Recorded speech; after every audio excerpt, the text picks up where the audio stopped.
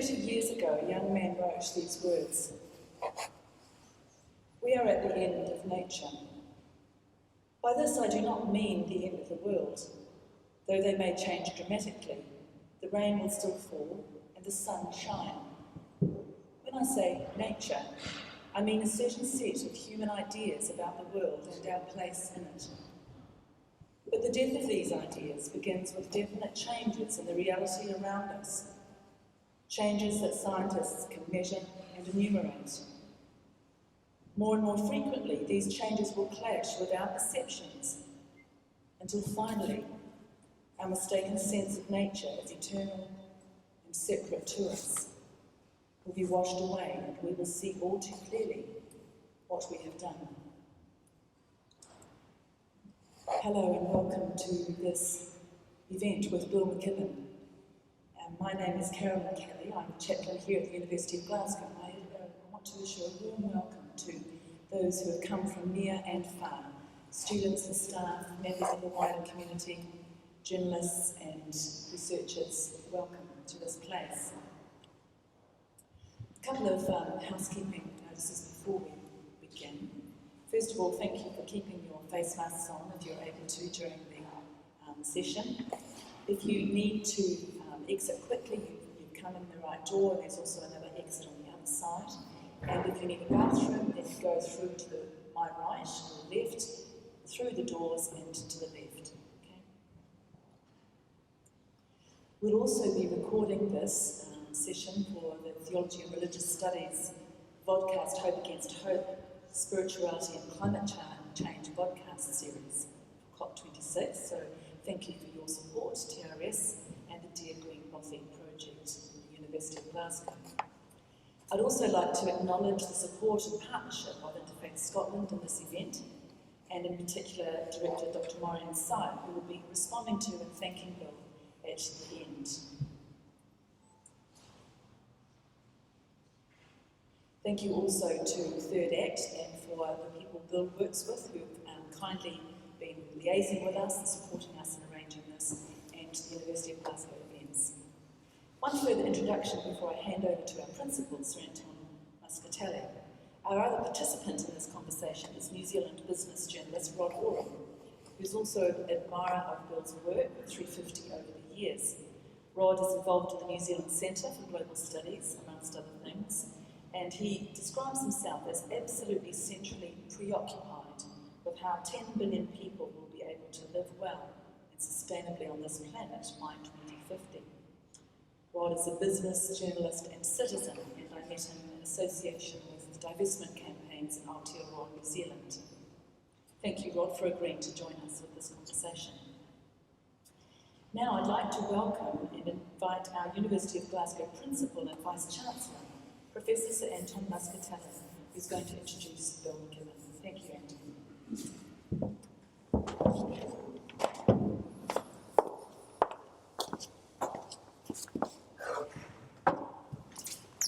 Thank you very much, Caroline, for that welcome. Good afternoon, everyone. I'm really very pleased to see you all here in the University Chapel for our lecture this afternoon, for our conversation this afternoon as part of our programme of events built around COP26. During these 2 weeks, our university community is engaging with a multitude of aspects of the climate emergency and how humanity must address it, from the development of clean enabling technologies to economic policy, the reflections on the role of the arts and humanities in climate action, with many more stops in between. And I'm absolutely delighted and honoured to host Bill McKibben to deliver his talk today in this conversation. Bill McKibben has been thinking and writing about climate change for over 30 years. As you heard from Caroline, his 1989 volume, The End of Nature, is regarded as the first book for a general audience about climate change and has appeared in 24 languages. Bill has since published numerous other works, including Falter, Oil and Honey, and Deep Economy. He has written for various periodicals and papers. You may have read his piece in The Guardian a couple of weekends ago, or in the New Statesman, the National Geographic, the New York Times, or even the Rolling Stone magazine. Bill currently serves as the Schumann Distinguished Scholar in Environmental Studies at Middlebury College, Vermont, and is a Fellow of the American Academy of Arts and Sciences. He has received various public awards and honorary degrees from 19 colleges and universities. And alongside these academic distinctions and his public profile, achievements which rightly command respect amongst policy influencers and academia, Bill is well known, of course, for his insistence that fossil fuels are driving the climate crisis, and has been a leading figure in opposition to big oil projects, supporting or organising for climate action on every continent. Which means that he's also deeply respected by grassroots citizens and climate activists. He co-founded 350.org in 2008, the first global grassroots climate campaign named after 350 parts per million, the safe concentration of carbon dioxide in the atmosphere, and which has become the biggest anti-corporate campaign in history. This campaign has seen endowments worth more than US 15 trillion withdrawn from oil, gas, and coal. Recently, for example, he supported the Indigenous People versus Fossil Fuels Week of Action in the US, and here in Scotland he was influential in the Church of Scotland's fossil fuel divestment campaign. His latest initiative, Third Act, is an organising network for people over 60, focusing on climate, voting rights, and racial justice. Bill and others are recognising that the generational dynamics of our social movements, whilst all too often treated superficially in the public sphere, are very important and hard to ignore. Bill contends that it is human agency and people movements that will alter our politics and reframe our economies in ways that are required to address this emergency. And we need to work together to get the job done. To quote Bill, quote, it's in our role as citizens of campuses, of nations, of the planet, that we're going to have to solve this problem. It's a very great pleasure to invite you, Bill, to deliver your talk and to engage in this conversation. Older people and people of faith, what role, if any, in the climate fight? Bill McKibben.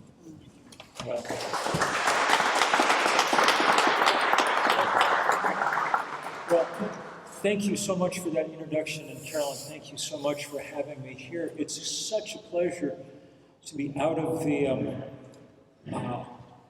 hothouse atmosphere of the Scottish Events campus for a few hours and in a place of not just study, but in this case of serenity, and to be able to think clearly a little bit. It's obviously the eyes of the world are on Glasgow for the week or 2 weeks. I'm afraid the eyes of the world are going to be somewhat disappointed in the outcome of this particular set of talks. Things don't seem to be conspiring to produce the breakthroughs that some had hoped for, but there's an extraordinary amount of work underway, and one has to hope that we're laying some groundwork for some kind of progress in the decade ahead. Because, and let's just be very clear about this, the decade ahead is probably the decade that matters, and perhaps in certain ways one of the last decades that matters. The thing to bear in mind about climate change, and it's hard to bear in mind any place, and maybe particularly in a place that speaks of the passage of centuries like this building, the thing to bear in mind is that this is a timed test, unlike the political challenges we're used to in our world.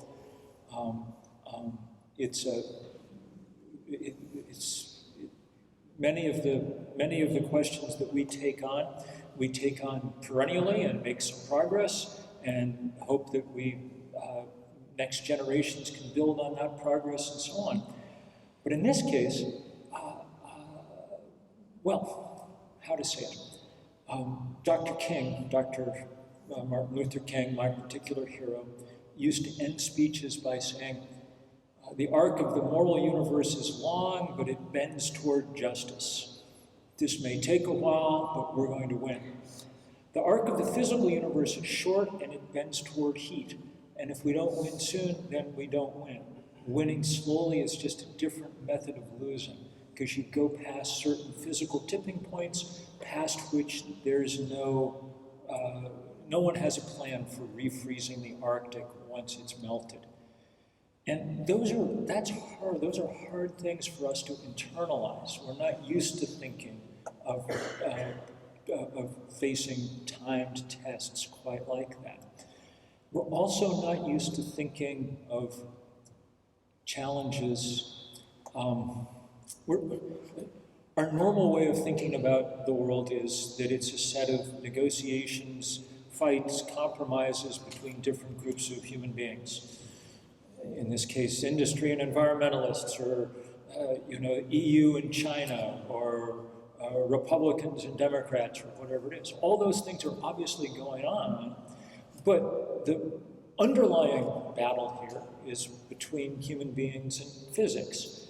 And that's a very different sort of discussion, because physics is quite immature and refuses to compromise or negotiate in any useful way. It simply does what it wishes to do, and our job is to figure out how to obey the limits that it sets. And again, that puts dramatic limits on what we, can expect. And it's against that backdrop that all this conversation always gets carried out. And that's why, it's one of the reasons why religious institutions and religious traditions have an important role to play, I think, in the work that we're doing here. Because they're sometimes a little apart from the normal hurly-burly of economic and political contestation. They're able to look with somewhat more perspective, perhaps, on where we are. Not always, obviously, but it is worth noting that the single, and Carol and I were talking about this earlier, the single most important contribution, intellectual contribution to this debate in the course of the millennium so far was probably Francis's encyclical on climate change, Laudato Si, which managed to meld the scientific, the economic, and the moral in particularly stark, uncompromising, and fairly radical ways. Radical in terms of our political discourse, but not radical in terms of our moral discourse or our discourse with physics. And so I'm very happy to get to be part of this conversation today with both of you and with all of you, because I think that it holds one of the several keys that we need to be turning right now if we're going to be able to make the rapid progress that's required. Well, would you like to come in on something of that, of the faith communities of Laudato Si, how you've seen that working out through your own experience in faith communities? Yes, thank you. And kia ora tātou, it's a great pleasure to be here, and particularly to be here with Bill, because it was a very formative moment in my thinking when Bill came to Auckland, New Zealand in 2013 and talked about fossil fuel divestment.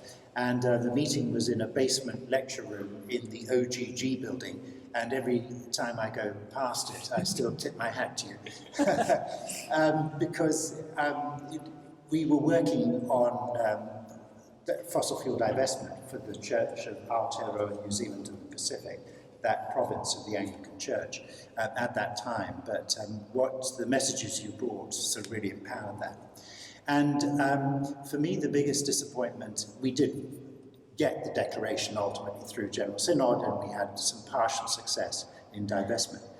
But the thing that struck me hugely was my church and many of its members in all their commitment, and recognizing that what we were doing spoke directly to two marks of mission, the first being care of creation and the second being social justice.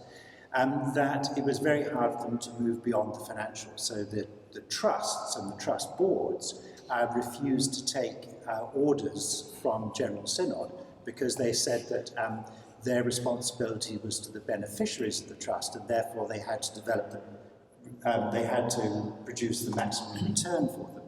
And I was sort of saying, well, if you divested from fossil fuels, you'll get a superior return, which has been the case. And so it was very frustrating. And more I've thought about this over the time, I think we're still, in my faith community, and I think it's a wider problem, are missing something very important. Laudate Si was completely brilliant, and again very formative, but when you look at the statement that came out of the meeting Pope Francis called on St. Francis Day, October the 4th, prior to COP, and had leaders from more than 40 faiths in the Vatican, the statement that came out was full of all sorts of things that a good social justice organisation should be saying. But the words spirit and spiritual were each only mentioned one each in the whole declaration. And so I think that so many faiths are struggling to bring that spiritual dimension to this. And I think that's really important, because otherwise we're doing similar work to NGOs, to Rotary clubs, governments, which is all good. But I think my central thought, what motivates me, is that we won't do enough about all this until we care enough, and we won't care enough until we re-establish our relationship with the living earth, with creation. That's the thing that brings us all together in an interfaith context, and particularly that spiritual dimension. So churches and interfaith organisations are doing wonderful work, but we are proving very reluctant to talk about the spiritual dimension. And we see that expressed very boldly in all indigenous worldviews, as Te Ao Māori is for us in New Zealand with our indigenous people. And for me, that's a real key in all this, not just in this interfaith context, but in terms of how humanity rises to these challenges. Bill, would you like to pick up on that? I quite agree with that. I'm forever telling denominations and things that we really don't need another white paper on the science of all this, because the scientists have done a quite good job with it. You know, if you're a Christian, it would be useful to talk about this in terms of, you know, what it means, what Jesus would be saying at the moment that we exist. And it's not hard to figure out. I mean, I say all this confidently, I've never risen higher in the ecclesial hierarchy than Methodist Sunday school teacher, but one of the reasons I like the Gospels is because the disciples are such good stand-ins for all of us. They're so clueless, forever forgetting what it is that it's all about. And Jesus keeps saying, well, you know, basically just love your neighbor, love God and love your neighbor. Let me tell you again. And I mean, that's, you know, right now we're managing to sicken our neighbors, drown them, make it impossible for them to grow crops, send enormous storms their direction, on and on and on. This is not advanced or difficult theology, it's just the reality of where we are. If like my wife, from the, you know, your tradition stems more directly from the Hebrew Bible, well, I mean, you know, what does it say on what is our job on the first page of the book? You know, God creates the world and then says, take care of it.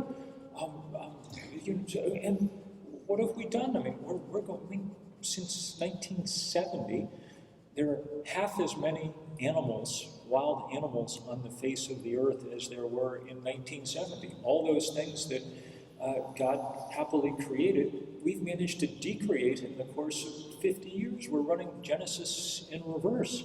So it shouldn't be hard for us to summon, you don't need to be, Tillich or something to figure out the theological complexities here. Yes, we should be digging in and taking a good hard swing straight out of our various traditions. And the example of indigenous faith communities is really important here because they're doing a very good job of it. I do an extraordinary amount of work as I went to jail in Washington 10 days ago at this big event that had been called by indigenous groups from around the country to protest fossil fuels. They're much better at being quite forthright. And I will just add that indigenous people around the world, including in the South Pacific, are at the forefront of this work. And we should take some heart from that. There's something good about the fact that the very most ancient wisdom traditions on the planet, indigenous religious traditions of one kind or another, and the most absolutely modern traditions, the kind of view from the sweat lodge and the view from the satellite and the supercomputer mesh fairly well. And the message that they're giving the rest of us is that the conventional wisdom of the world, that we're going to keep just growing things larger all the time forever and stuff, is nonsense. And so that's a moment of some power, that the sort of scientific, most cutting edge science and the deepest indigenous traditions are meshed like that is very useful. That's very interesting that you've seen that coherence there. So if it's simple and if it's evident, what is stopping many of us from engaging more directly with action and climate justice in particular? Well, I mean, so let's lay aside what's stopping our, so let's answer this in two ways. One, there's a very straightforward set of actions that we should obviously be taking as governments and economies right now. Scientists and engineers have made renewable energy the cheapest energy on Earth, and there is no possible reason that we shouldn't be, that the project of humanity for the next 10 years shouldn't be rolling out that gift at hyperspeed. That it should be the precise equivalent of the last time we faced an existential crisis was fascism in Europe in the last century, and we devoted every bit of industrial and otherwise might that we had to making sure that we met it in short order. So the reason we're not doing that, the meta reason is that there's a vast industry that doesn't want us to. The fossil fuel industry is incredibly rich and powerful, and they want to extend their business model a few more decades if they can, even at the cost of breaking the planet, which will be the cost. So that's the sort of large-scale version. The small-scale individual version is, we seem very small against a problem that's very large. What possible use as individuals might we be in this fight? And that's actually quite astute and correct insight. We're past the point as individuals where we can have much effect on the climate map. Not that we shouldn't get our lives in order. I'm pleased that my house has long been covered with solar panels and so on and so forth, but I don't try to fool myself that that's how we're going to solve this problem. The most important thing an individual can do is be much less of an individual and join together with others in movements large enough to change basic political and economic ground rules. And that's why we've built these organizations and movements over the last 10 or 15 years. And thank God they're here, and we'll see if they are vehicles sturdy enough to rearrange politics. It's difficult, I gotta say, and if I seem a little discouraged, it's because every day down in the top is just a reminder of the extraordinary power of vested interest and of inertia and of the difficulty of pushing past it. But clearly we're in a better place there too, as with technology, than we were 10 or 15 years ago. And the interest and battle will be to see if we can make it pay fast enough. I'm very intrigued with your work in all this, because starting 350.org, you were working with young people. Now with Third Act, you're perfectly named, you're working with the third group. Because the older group understand that this all is failing and not working, and the younger group understand that this is failing and they don't have a future. And it's the people in the middle who are desperately hanging on to current power and models, just desperately trying to see out their lives. So the question, though, is how effective are you finding the Third Act people in really coming together with, if you like, the First Act people to really sort things out with the people in the middle? So we're just getting started with this work. It's a brand new initiative, but one that I thought was important. for years, in the 80s and 90s and stuff, I listened to people my age telling me that, you know, young people were apathetic and kids today and this and that. And I never believed a word of it. I thought it was all nonsense. And when we started 350.org, which was the first iteration of a global climate campaign, I started it with 7 college kids, and they were fantastic. And now it's very obvious that the leadership and momentum of the climate movement derives mostly from young people. As one would expect, since, you know, their lives are going to be absolutely mortgaged by what's going on. I mean, I'll be dead before the absolute worst of this hits home, but if you're in high school or college right now, the theoretical prime of your life will be, unless we get our act together very quickly, will be devoted to emergency response. That will be your career, whatever you think you're training for at the moment. That's what you'll be doing. And so their leadership is enormous, but it's not okay to announce that, you know, college students and junior high school students and things are going to have to solve the world's biggest problem by themselves. Not only is it not fair, given that they didn't cause it, it's also a useless thing to demand because they lack the political and economic power to make the change. So I know the numbers best for my country. 70% of the wealth, economic wealth, is in the hands of the baby boomers and the silent generation above them. 5% of the economic wealth is in the hands of millennials. That's not fair, but that's real, and that means that we better figure out how to keep, the conventional wisdom is that people become more conservative as they age. There's some evidence, you know, to that extent, but we better make sure it's not true in this case, and I don't think it needs to be. Particularly this generation of people 60 and above is very interesting. Their first act, if they weren't participating in, they at least bore witness to really profound political and social change. You know, the women's movement, the anti-war movement, the first civil rights movement, the first Earth Day, on and on and on. If this, speaking generally, the second act of those lives was somewhat more devoted to consumerism than to citizenship, that's water under the bridge. We emerge now with lots of skills, lots of resources, plenty of time, and a certain number of kids or grandkids that sort of sharpen the concentration on what will likely, unless we get our act together, will be our legacy. The first generations to have left the world in much worse shape than we found it. And so I'm hopeful that we can do a lot of organizing to get people that age in behind young people. On Friday, before I left the States, we had a big day of action around the country, led by youth, the American branch of Fridays for the Future that sort of formed after Greta's climate strike.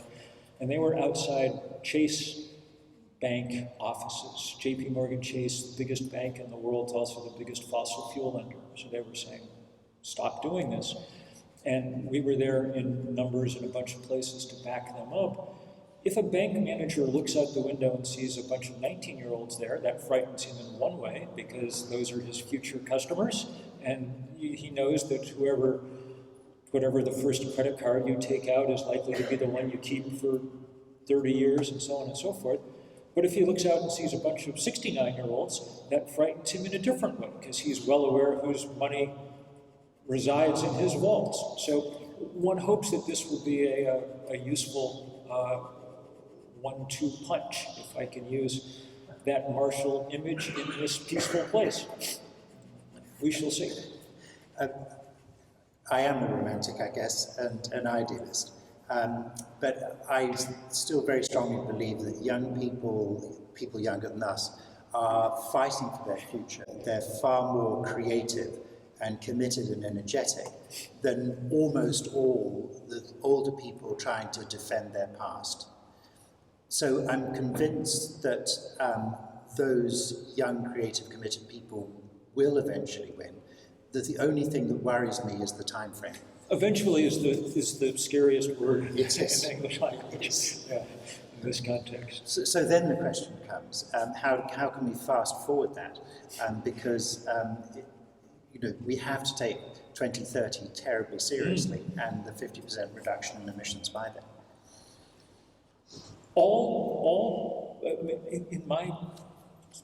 In my experience, I'm not trained as a political scientist.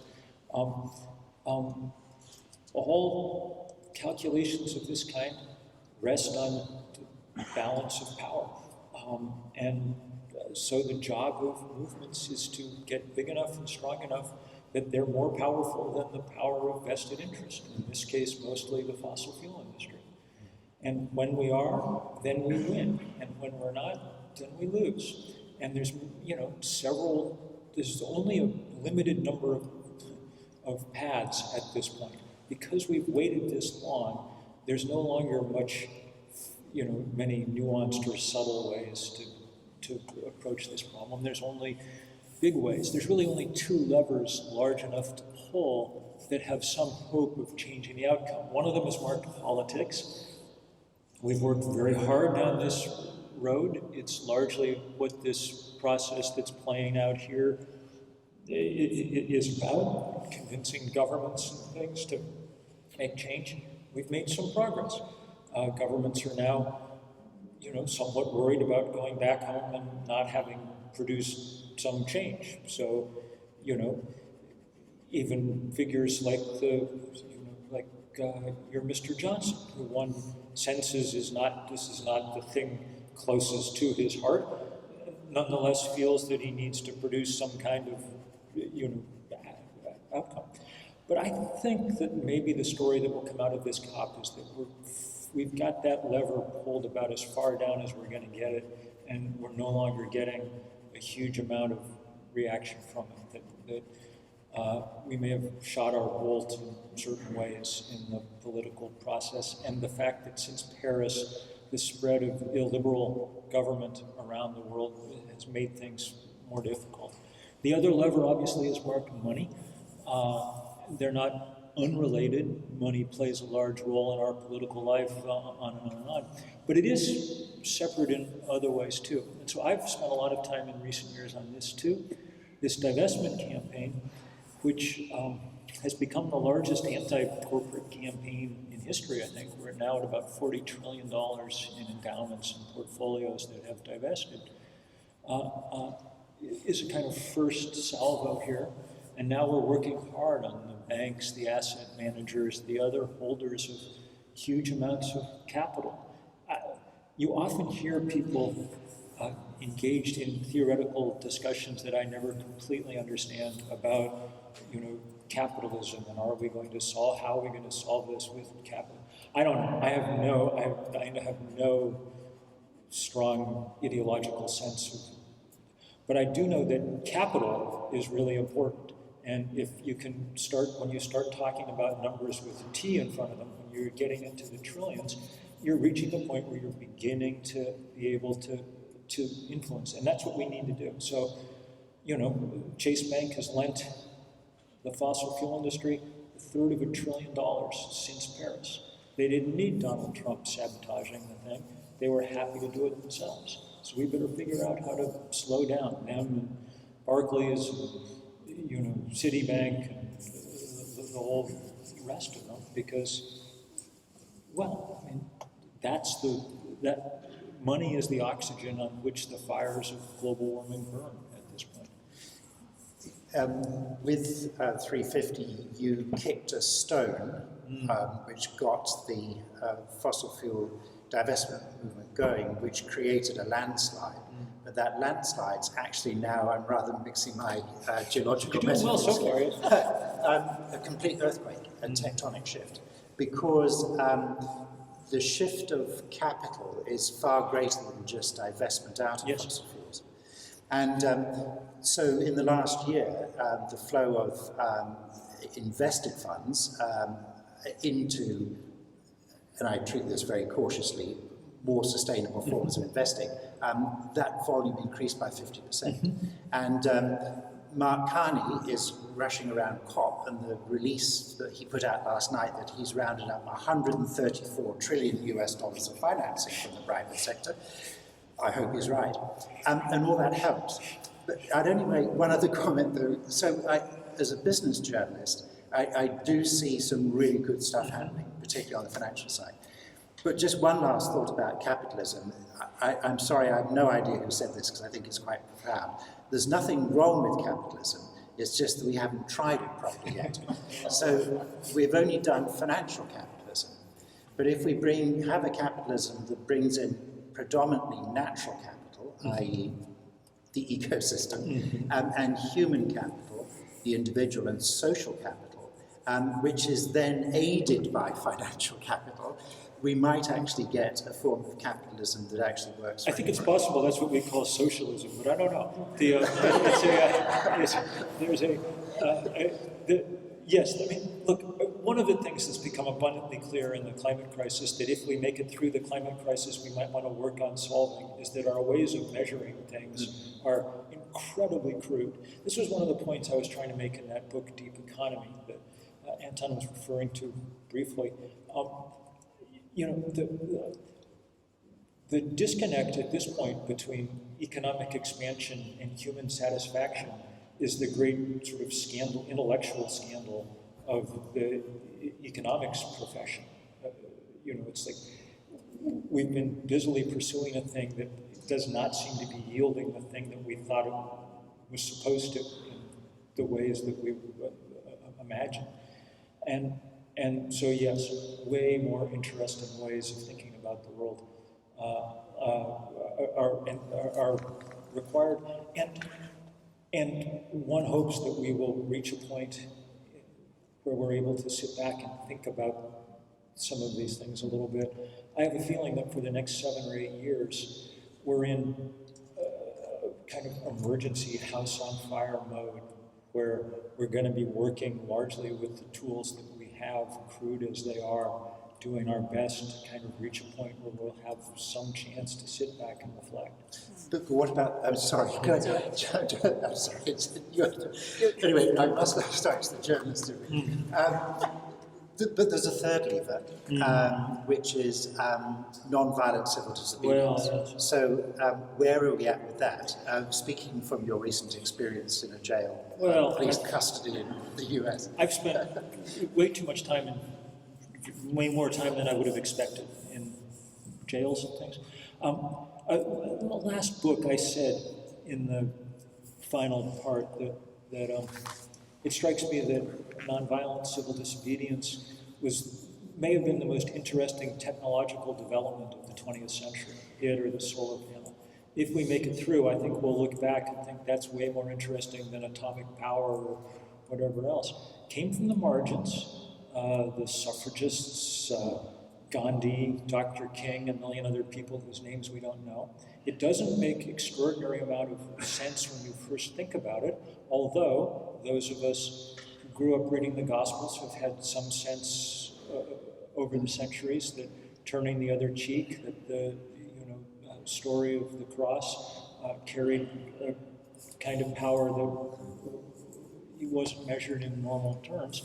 But now that's beginning to play out. We don't completely understand how best to make use of it all. There's no Sandhurst for nonviolence, where people sit around and practice all the different things. And so we work a lot of it out literally in the streets, and sometimes it doesn't work as well as it should. And, commuters get angry or whatever it is. And sometimes we figure out ways that really do work and powerfully.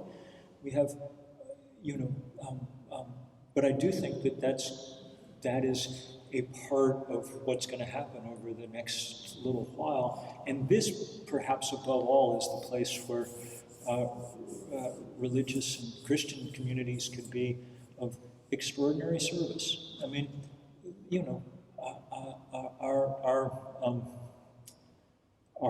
the symbol on top of every church in the world is at some level a symbol about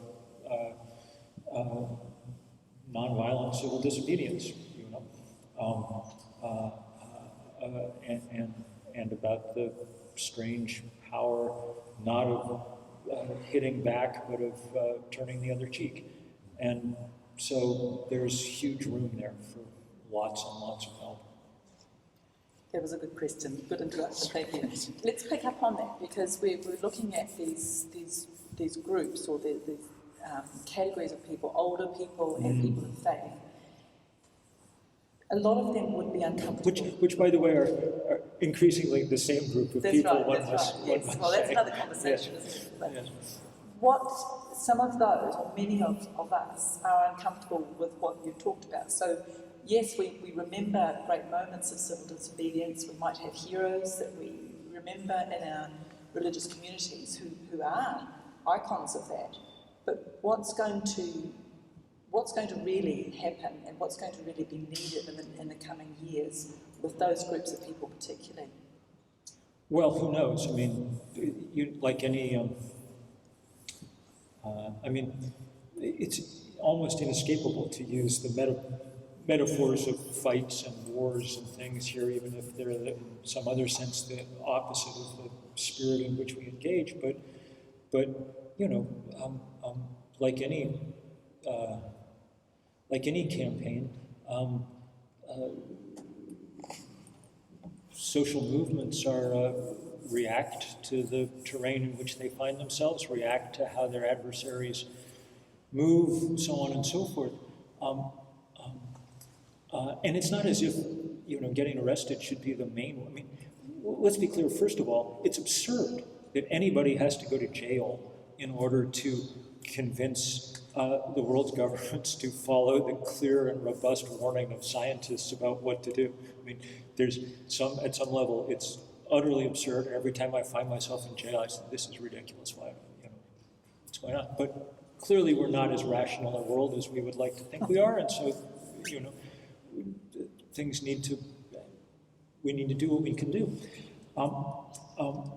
But we shouldn't, that's not and it's not the main tool of building activist campaigns. I mean, it's a tool, but like any tool, it gets dull, literally and figuratively, if you use it a whole lot, you know, so you don't want to use it constantly. But there is a way in which it's very important to be able to occasionally underline the moral significance, and self-sacrifice is the way of doing that, you know. People notice when people are willing to take out of the ordinary, endure out of the ordinary. And I will say that this is one of the places where older people, I think, have a particular role to play. So if you're 19, it's possible that an arrest record is not the single best thing for your resume, you know? One of the few unmixed blessings of growing older is, past a certain point, what the hell are they going to do to you? I mean,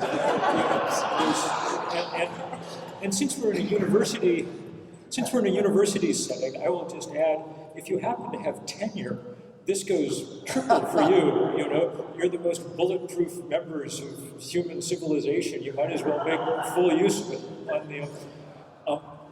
I organized what's been the biggest civil disobedience action of the environmental movement in many decades in the States, at the beginning of this fight over the Keystone Pipeline, this big pipeline they wanted to build across the country. That we had a 10-year, ultimately successful battle to beat, a battle that was well worth fighting, not just for the pipeline, but because it convinced a lot of other people to go fight a lot of other things, and we've won a lot of those battles too.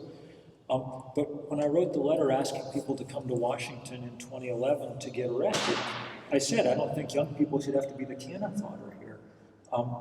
And so it was nice to watch a lot of people with hairlines like mine, you know, arriving in DC. We did not ask people as they were getting arrested, how old are you? Because that seemed rude. But we did, cleverly I think, say, who was president when you were born? and the two biggest cohorts were from the FDR and the Truman administrations. So what's that? The Churchill and the Attlee generation or something like that. And it was very good for young people who were on hand to get to see elders acting the way that perhaps elders should act somewhat more in a civilization. And it was, you know, I don't know, it was informative for me all around, and I hope that we're able to do some more of that as we spread out this third act work that we're trying to do. There's a wonderful work by Erica Chenoweth at Harvard, and her number, which is engraved on my thinking, 3.5%, because of her study over her academic career of civil uprisings in lots of countries around the world. And 3.5% is the number, is the proportion of the population you need out on the streets to give confidence and courage to all the people who think the same way, who won't get out on the streets. That's kind of, if you like, the tipping point of protest. But the even better news is that the non-violent ones are more successful than the violent ones. Much, yes. So to me, her work is that rigorous academic proof of the human instinct that you're talking of here. And it's very much one of my guiding thoughts. Absolutely. Yeah. We've probably got time for one little round of conversation. And one of the things I'm interested in, Bill, is we touched on this in the previous time we had together before the meeting. It's our sense of the human being, and maybe, you know, because I'm a theologian, I'll pull this back into this question of meaning and who we are in relation to both the created world, or the world as we have it, and one another, and perhaps to God, or the transcendence. You know, you've written about this in some of your other books, which touch on the climate fight, but explore other aspects of technology. Would you just talk to us a little bit about how you understand the human being? What do you take forward from this time of challenge? Well, I mean, there's a certain amount of, at the moment, I think, of human self-loathing underway, understandably, and not without reason. I mean, it's a remarkable animal that figures out how to break the, you know, ecosystem on which it depends, and especially continues to do it even once it's been apprised of the fact that it is doing it. So there's a certain amount of reason to wonder whether we're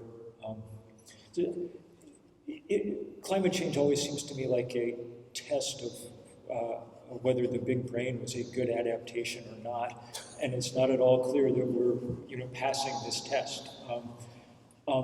That said, it's probably less important in the outcome in the end than the big brain is the big heart that hopefully it's attached to. And that takes, there are several things that are important there.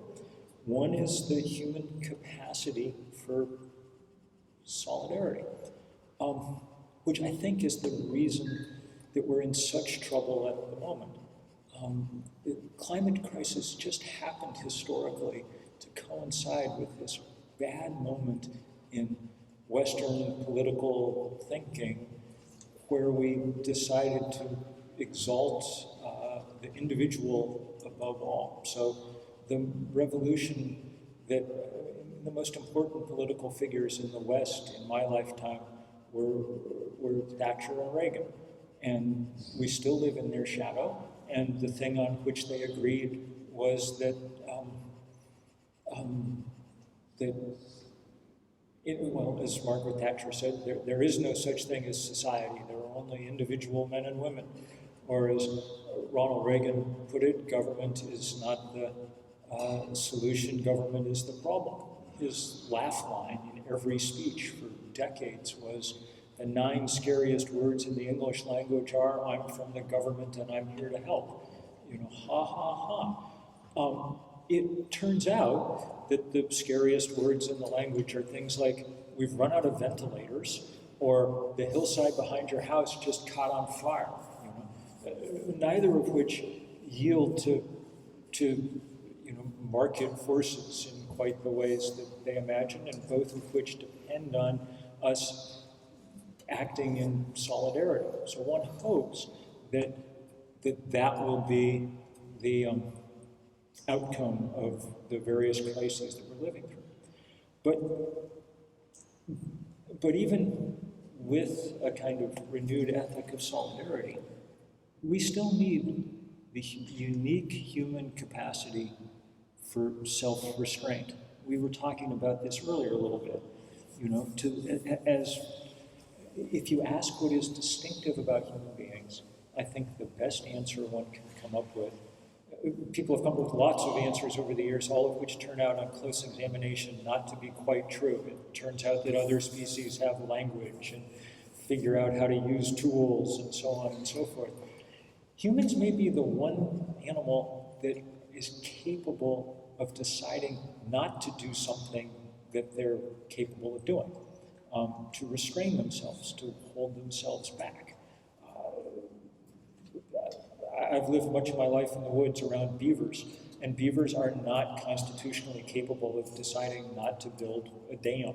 When they hear running water, they go build a dam. That's how it works. And we can decide not to build dams. In fact, people have run huge campaigns from time to time that have managed to stop precisely that activity. We can decide, we don't often exercise this particular gift, but that's really what we're talking about a lot in terms of the climate crisis. And it's really what we talk a lot about, if you think about it, in church at some level, is constraining ourselves so that we don't follow every particular impulse that crosses our mind, that we figure out how to rein ourselves in the name of something larger, of other people, of whatever. Well, that gift is going to be mandatory if we're going to make it through this next period. We're going to have to constrain ourselves in certain ways, and it's not something that we're right at the moment in our political world exactly set up to do, but maybe the effect of these crises that we've lived through in the last few years will be enough to start refocusing ourselves a little bit. It better, because the world that Reagan and Thatcher left us is precisely the world where the temperature is going through the roof. So. Thank you, Bill. That's characteristically, thought-provoking and challenging. We're going to finish there, and I'm going to ask, just before we completely finish, I'm going to invite Dr. Maureen Sire of Interfaith Scotland to offer a vote of thanks. Maureen, would you like to come? Thank you. Come up here.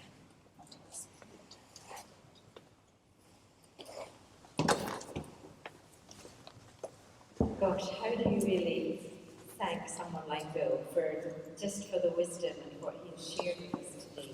So I'm going to do the formal bit first, and then just say a couple of words. So thank you so much.